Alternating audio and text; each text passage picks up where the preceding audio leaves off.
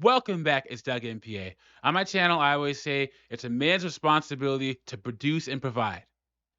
A man needs to get a highly valued skill, highly valued trade, highly valued education to be able to put himself in a position where he can provide for himself and a family if he so chooses, and be able to pay 100% of the bills if he has to. A lot of these women say they're 50-50 until they don't want to be. And so, if you are one of these men who want to try a non-traditional route, you want to be an actor, you want to be, a professional video game player or something, you are on the clock, guys. If your little dream hasn't happened by the time you're 28 to 30, you need to get a real job. And most of the time, modern women hold on to their dreams. I'm going to be an actor. I'm going to be an influencer. And it's only now that modern women are starting to realize that they're going to have to get real jobs. It's not going to happen for them. This woman was working at the post office. It says post office worker woke up in absolute disbelief that this was her life. I'm just a clerk. I'd always thought I'd be an artist. So she has a good job at the post office, but is struggling because she thinks she should have been an artist. So we're going to get into this. Before I do that, like the video, subscribe, drop a comment. I really appreciate it. It shows you support me, what I'm doing over here. And let's get into this. It says, now I've been here for 4 years, is who I am and what I do. After years of crafting her identity as an aspiring artist, Leanne Adams said she's fallen into an existential spiral after reflecting on the last 4 years of her life. In a recent TikTok video, she explained that the post office job she's been working has been essential in supporting her financially, but she is losing her dream of being an artist. When I first started working here, I thought I was going to be part-time. Joke was on me, Adams said. I thought I'd be part-time and focus on what I really wanted to do in life, which is art. Now I've been sucked in, she added. I woke up this morning in an absolute disbelief that this is my life, she said. Like I'm really a clerk. That's wild. I always thought I'd be some sort of artist. And that's a lot of modern women, guys. Think of all the things you've seen women aspiring to be on social media, especially with this push against 9 to 5. Something in music, influencing, digital marketing, even good old-fashioned multi-level marketing. I'm going to be some kind of entrepreneur. Nope, I keep telling them, most of them are going to end up working 9 to 5, just like this girl. It's a sad reality.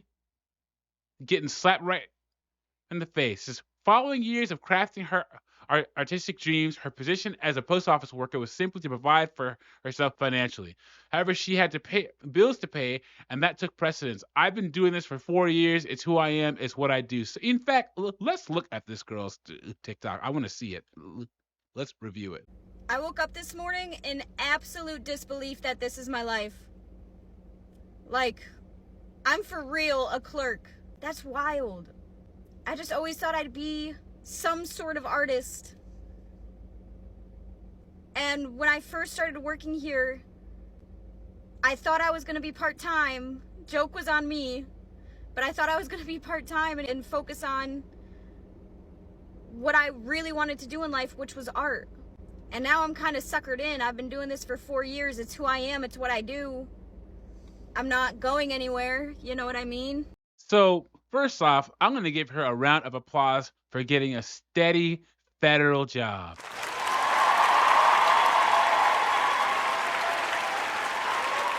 I guarantee you, if she's an artist, she has a lot of other artist friends, and she isn't broke like all the rest of them.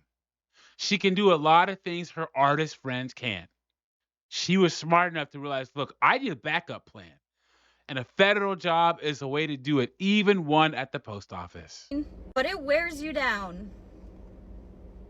And I'm still rooting for myself. I'm still rooting for something grand to happen.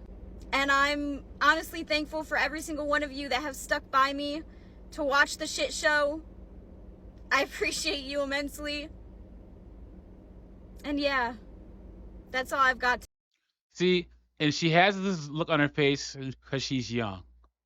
But when she does finally give up on her dream, and she will, She's going to be happy at her time spent at the post office, guys. Believe that. While she was quick to point out that the post office job is a secure one that also helps to support her financially, it's natural to be disappointed that she hasn't fully realized her dreams. I'm not going anywhere, but it wears you down. I'm still rooting for myself. I'm still rooting for something grand to happen to me.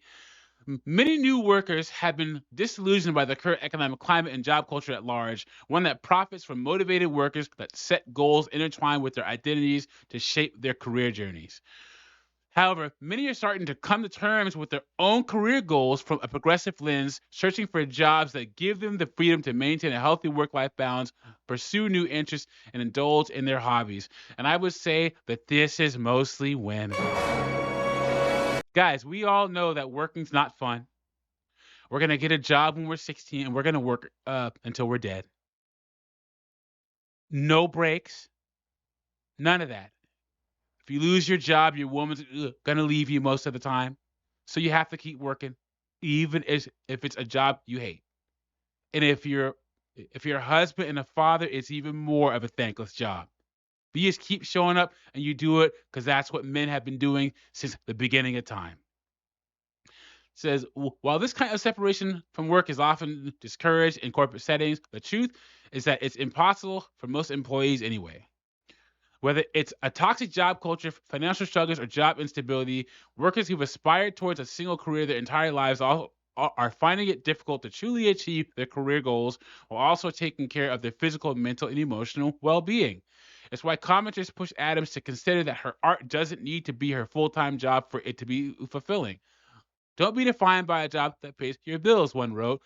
Be defined by who you are. You're on a good path and good things will happen. Don't worry. You are still an artist, whether or not you work at the post office. So I would agree with that person because, guys, one of the best things you can do is take being happy out of your job. Don't make that a criteria because working sucks for a lot of us. I used to mentor young men, and my mentorship group, one of my friends, one of the guys I was mentoring, he said, Doug and P, I'm not happy at my job. I said, take happiness out of it. Are you doing something that you feel is worthwhile? Are you getting respect at work? Are you getting a good paycheck? Is it a mutually beneficial situation between you and your employer? Take happiness out of it and see what happens. While many young generations of workers, especially Gen Z, are coming around to the idea of refraining their career goals to accommodate their personal lives, there's still a corporate culture of guilt for people who prioritize goals outside of work. But even those struggling can likely empathize with Adam's experience. Our goals, aspirations, and hobbies make us who we are and enrich our lives with happiness and fulfillment. Of course, we need to make money, support ourselves, and maintain a level of stability throughout our jobs. But true fulfillment comes when we decenter them from our identities.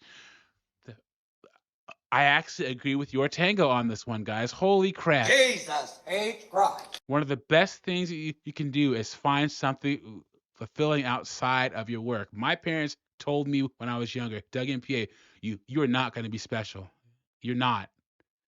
Do your best, and you're going to be in a good position in life. But if you think that you're going to go to the moon, or you're going to be some actor with $400 or $500 million, you are sorely mistaken. And my parents were very accomplished professionals, and that's some of the best advice they ever gave me. So find happiness outside of work, you guys. Let me know what you think about this in the comments. Like the video, subscribe. I'll catch you on the next one.